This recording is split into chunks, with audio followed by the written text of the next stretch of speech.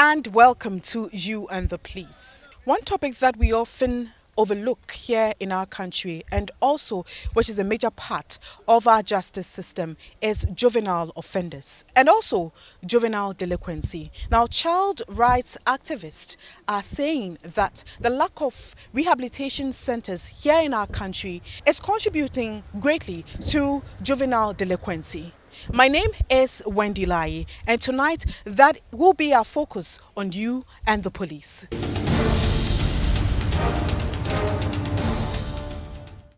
In case you missed the crime stories that aired throughout the week, we have a compilation for you tonight on Crime Highlights.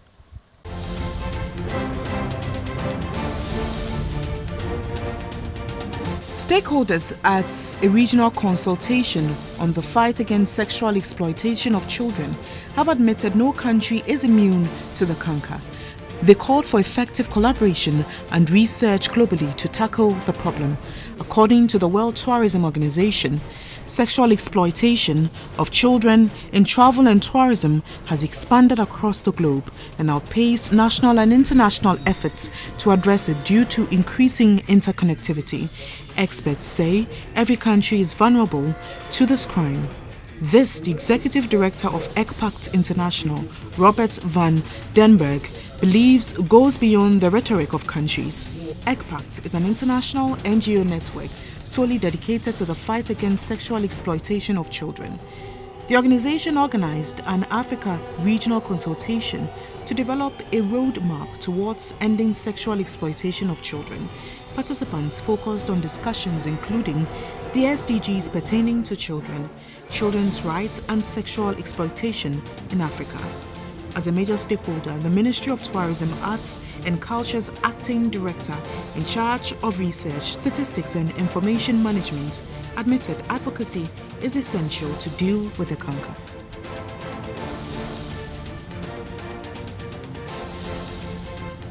Private legal practitioner Akoto Ampao is warning recruiting people without integrity to the office of the special prosecutor could prematurely collapse it.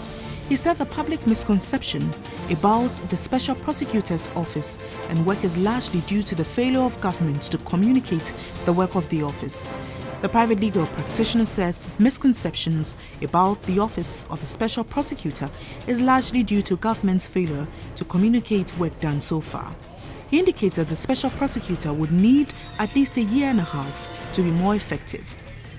He said the media should be interested in finding out what the allocations are to the setting up of the special prosecutor's office in the 2019 budget. Lawyer Ampao was quick to defend the special prosecutor, Martin Amidu, about his failure to prosecute anybody yet. Akoto Ampao wants civil society to put a lot more pressure on government to address challenges facing the special prosecutor. The special prosecutor, Martin Amidu, in his latest write-up bemoaned the lack of resources and support. The Ghana Revenue Authority has impounded a vehicle diverting goods from a free zones enclave meant for export to a Paga duty-free shop. Commissioner General Kofi Inti explained all free zone shops will be made to pay duties on their goods from December 1. This is because some businesses are taking advantage of by free zones operators. According to the Ghana Revenue Authority, Samuel Agba, a staff of Comet Ghana Limited, Seth Nyako, a staff of Magnate, John Tete, a driver, and Daniel Owusu, a mate, are suspects who were to export 3,000 cartons of assorted wine to a Paga duty-free shop. The consignment, which was removed from its warehouse located at the Tema Free Zones enclave, included 2,000 cartons of Don Garcia and 1,000 cartons of wine valued at 139,359 cedis. The consignment had a duty liability of 88,957 cedis. Acting on intelligence, the GRA on Friday, November 9, traced the goods which had been diverted and were being discharged at Nungua in Accra.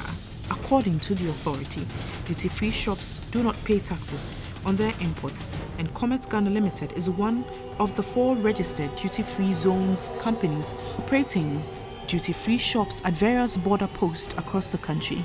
The suspects will be arraigned before court and prosecuted. classrooms of the Nakpachi EP school in the Yendi municipality of the Northern Region have been abandoned by pupils.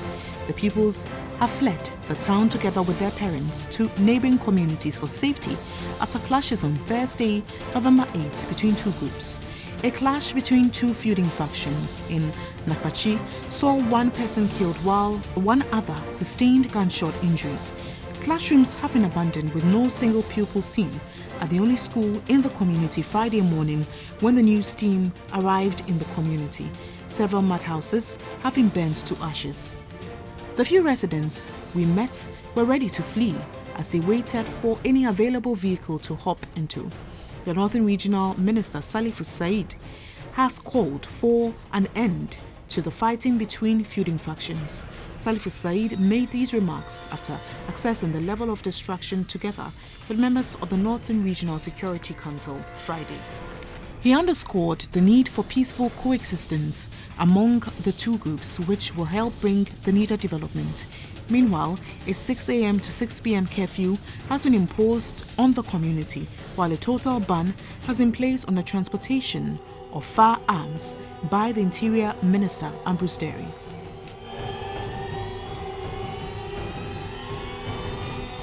The Bureau of National Investigations, BNI, has reportedly raided the house of rapper A+ twice within the past few weeks.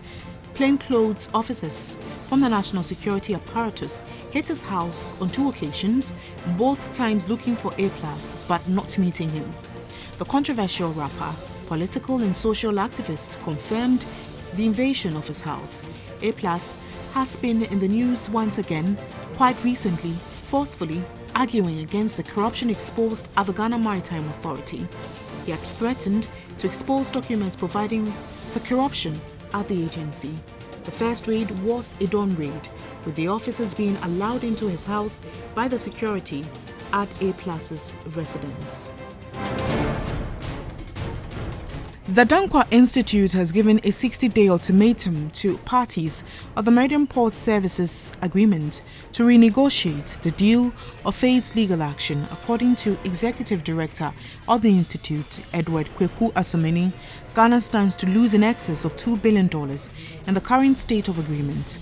In 2015, Board and Management of Ghana Ports and Harbours Authority took the decision to build another terminal to increase the volume and efficiency of operations at the port.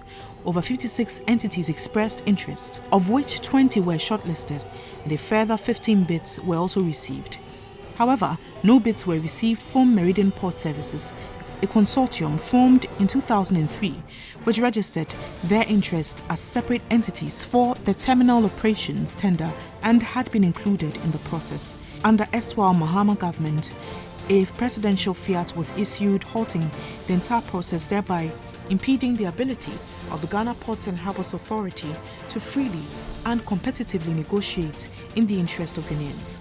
This, the Dankwa Institute deems a breach of procurement rules and is calling on parties involved to renegotiate the contract. The Institute has threatened to take legal action should the parties fail to agree to new terms within 60 days. The Dankwa Institute further advised entities to follow due process in the procurement engagements.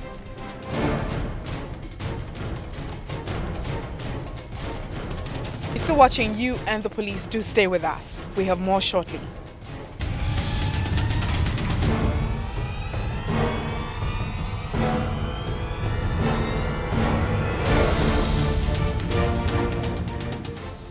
So for our topic of the week this evening, we're looking at an issue which is having a great toll on our society. And this has become a great source of worry for child rights activists. They believe that the lack of rehabilitation centers in our country is contributing greatly to juvenile delinquency.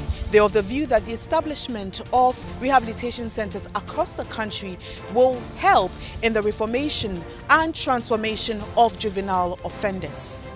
When these centers are established, it will help in the training, specifically vocational and technical training of these juvenile offenders. Again, it will serve as a home for the neglected juvenile offenders and also those who are stigmatized by society. And the Ghana Prison Service is also calling for support for the establishment of these rehabilitation centers across the country.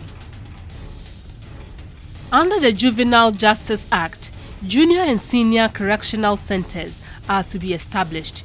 In Accra, the Senior Correctional Center is operated by the Ghana Prisons Service, which takes care of young offenders. Currently, the Senior Correctional Center has 258 boys. To improve on their legal mandate, the Prisons Service, through the Senior Correctional Center, underwent a training workshop organized by Legal Resource Center to strengthen capacities within the juvenile justice system. Chief Superintendent of Prisons, Victoria Ajehoda, called for the establishment of rehabilitation centers for juvenile offenders.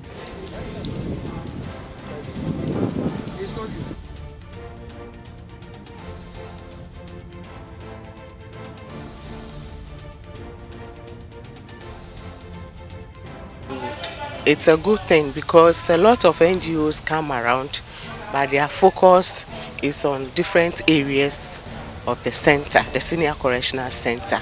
But for once, they have come to build the capacity of officers so that we will know the main aim is to know the gaps between legislation and practice. We are actually doing the practice over here, so they want to build our capacity to strengthen us to know the legal issues that has to do with juvenile justice, and then how best we can train our boys, how best we can work knowing the legal issues that we have to consider when it comes to juvenile justice. The number they are even training is large. We have in all they will be training 100 prison officers and then 50 probation officers, and we are working hand in hand. So with this number, we have included those at the shops, the industries that we have. We have those in the classroom. Every unit at the center is part. And so even if you are in the tailoring shop, you are here and you have got this knowledge, you know how to handle the boys under you, so that you will be, as you are training them to know how to sew, you take into consideration the juvenile justice that you need to know to be able to train them. Like today we learned about the best interest of the child. So no matter where you are, irrespective of where you are, once you are dealing with a child, you must deal with the child with the background that you are doing it with the best interest of the child at hand. We also learned about the confidentiality. Yes, you should be confidential so that the child can even have the interest to come up with things bothering him, and they will come out and tell you more so that you'll be able to help. So with all these things, it's helping us to gain more knowledge to be able to do our work very well. The place was established in 1947, and it was then under the Social Welfare Department until 1958, when it was handed over to Ghana Prison Service. The Ghana Prison Service has been operating the place since, and for me, we have a lot of development, or a lot of changes has taken place since that time up till now.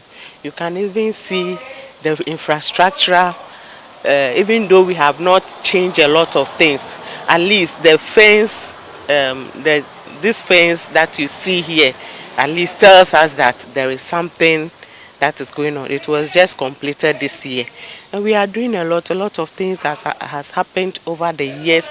Even this training alone tells us that a lot of things that is happening, so that when we are with our interaction with the inmates, we will not have the old mentality of just locking them in, but we have the mentality of correcting them, giving them hope, giving them future to go out there and do better than they were doing. Correct their wrongdoings that brought them here, so that they will go home a different person and give their quota to society. And since 2008, we have been writing BEC every year. Last year, 19 boys, or this June, 19 boys wrote the BEC. And thanks to Free Senior High School, all of them got placement in schools and they are in school. And then this year, we have 27 of them preparing to write BEC. With the NVTI, we have about 17 shops, ranging from carpentry, tailoring, shoemaking, draftsmanship, fitting, electricals, and all that. All the boys that excel in their various shops or fields are made to write BEC. They write the NVTI. This year, 50 of them wrote the BEC, the NVTI, both 1 and 2. Every year we register them and they write. And so as you come here and you humble yourself to learn, we will turn you around. You will go home with a better life, a better skill, and better than you came in. You go home with certificates that you can work with. Most parents have neglected their children, and the problem that bring the boys here, I would say the underlying factor is the parents. They neglect their children. They leave them to be on their own. They are on the streets doing their own thing, trying to survive, and in the process they find themselves in trouble and they come here. The children are here.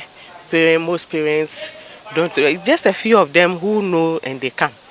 Most of them, parents don't come. Even if you try contacting them, the term they use is aban san akan, into aban fire. That is what they say. And so most of them are here without parents coming to visit them.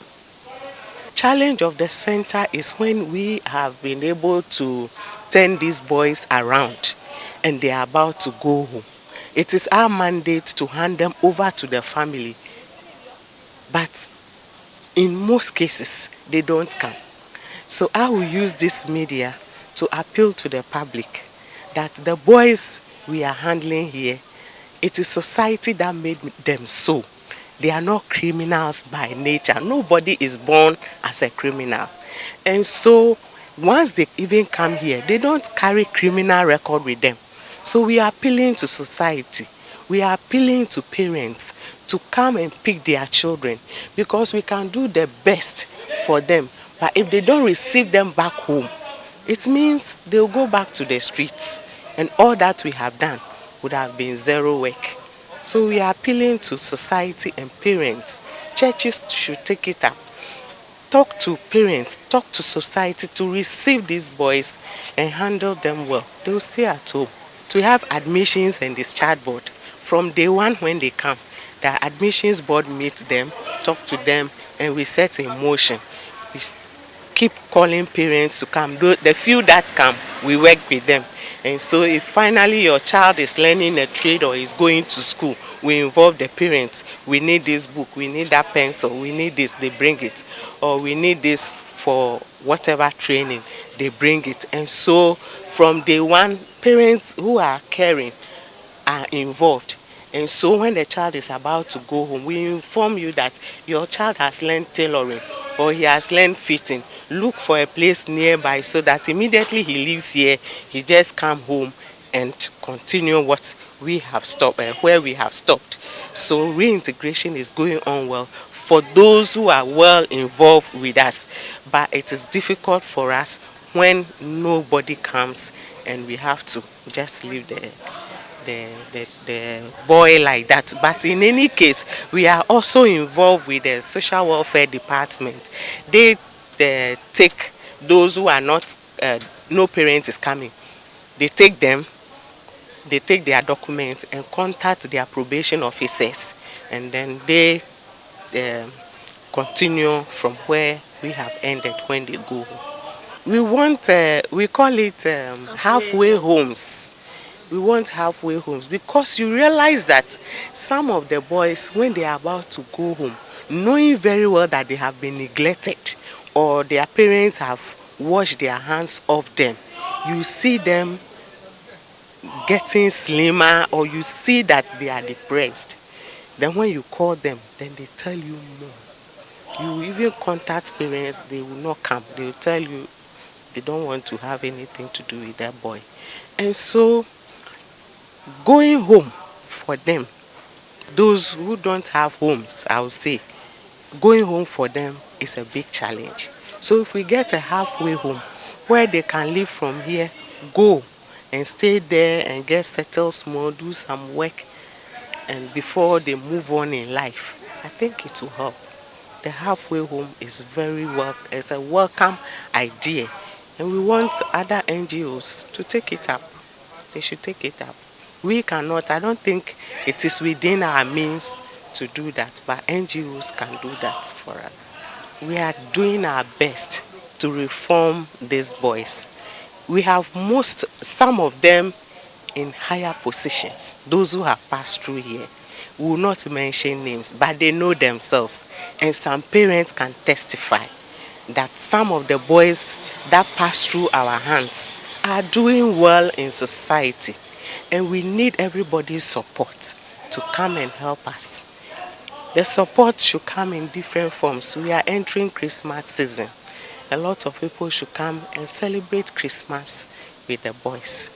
We need tools for those who have finished working to go back home and work with the tools. So they should take it up.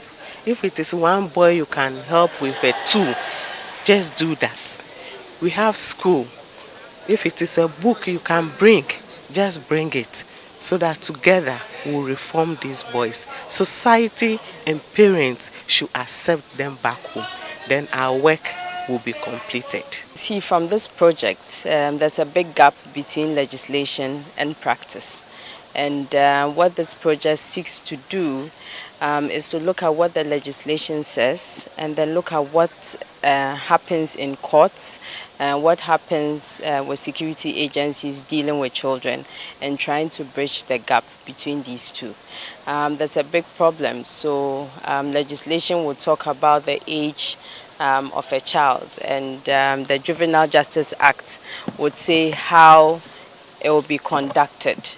How a case should be conducted, but you'd find children being tried as adults. You find children out in open court and not in the judge's chamber. So these are all the problems that we have identified, and we are trying to bridge the gap between what legislation says and what happens in practice. We're looking at the best interests of the child, that's paramount. Looking at integrating the child into society. And so there are programs that these centers have in terms of education, in terms of having some craft and being integrated into society. So it's a case it's a case-on-case basis. So depending on the child, depending on the circumstances, depending on what is available, these children are trained to be integrated back into society. Minimum detention is 3 months and maximum is 3 years. So depending on what happens, a child could be brought here, minimum 3 months as I said, and depending on the program that's available to the child, a maximum of 3 years. Yes. So it depends. Stealing, children on the streets, you have like petty offenses by children. Yes, we are trying to protect children here. So, but I mean, a child can commit a crime. It's just that the law tries to protect the child because the child is still in his or her formative stage, you know, so you don't want to put the child out there and destroy that. We must all look at the best interest of the child, and so making sure that any decision we take for the child does not impact on the child negatively. There are laws relating to children, and it will be good if each and every one of us knows what these laws says and try not to go contrary to what the law says on children. Thank you.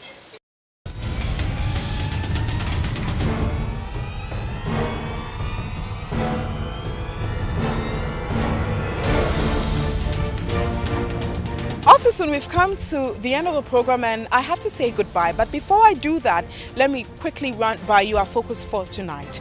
We looked at juvenile offenders and also juvenile delinquency. We spoke to the Chief Superintendent of the Ghana Prison Service and also the Executive Director of Legal Resources Center about this very issue and how it can be dealt with. Now, rehabilitation centers across the country for these juvenile offenders also came up, and the Ghana Prison Service is calling for support for the establishment of these rehabilitation centers across the country. We brought you a to-do list on safety and what you need to do to stay safe.